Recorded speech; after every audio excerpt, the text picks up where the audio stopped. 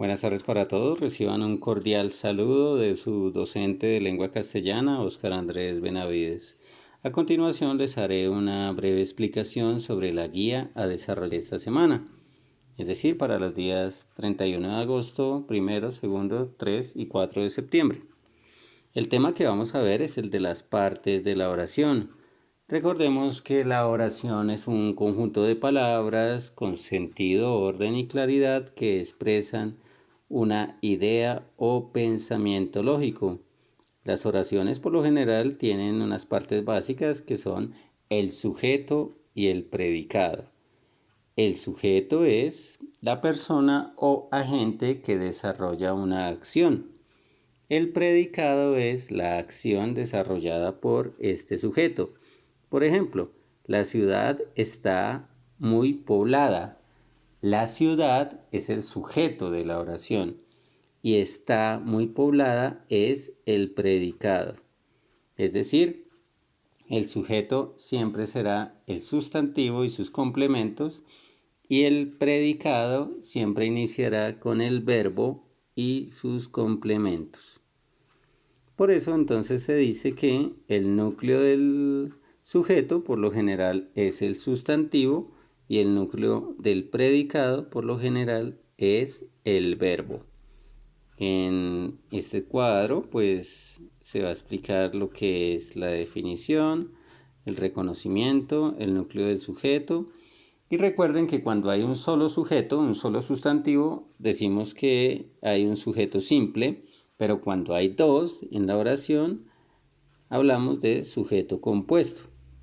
Por ejemplo, tu abuelo y tu padre son héroes de guerra. Abuelo y padre son dos sustantivos, por lo tanto es compuesto.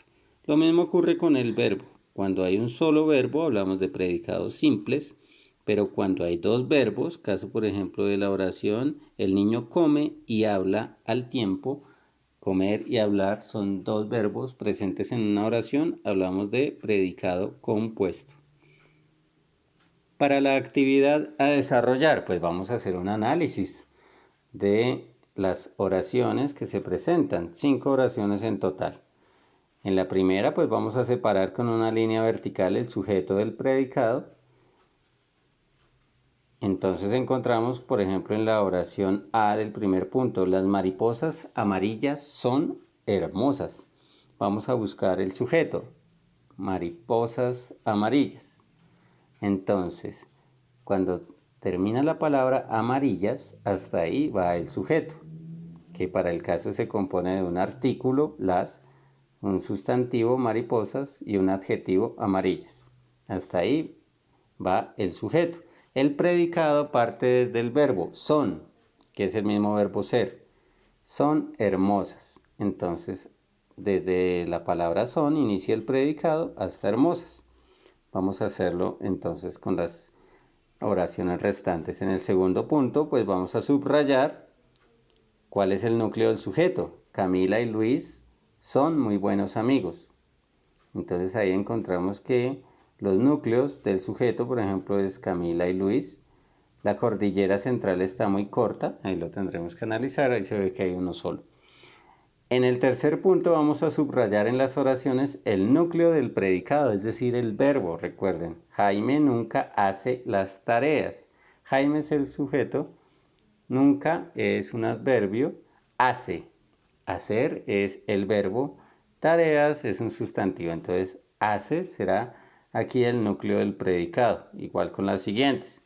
En el cuarto punto, en las siguientes oraciones, primero separa el sujeto del predicado, luego determine qué clase de sujeto y a qué clase de predicado pertenecen.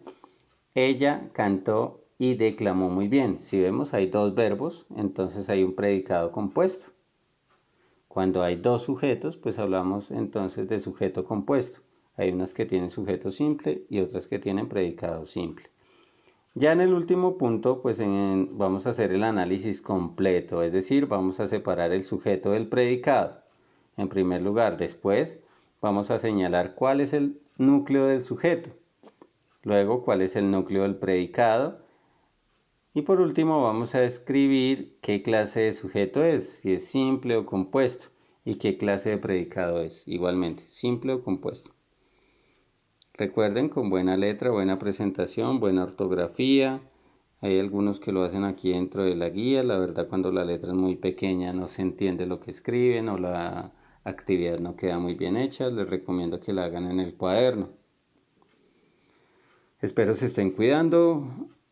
Recuerden que es muy importante seguir las normas de seguridad. Un saludo para todos.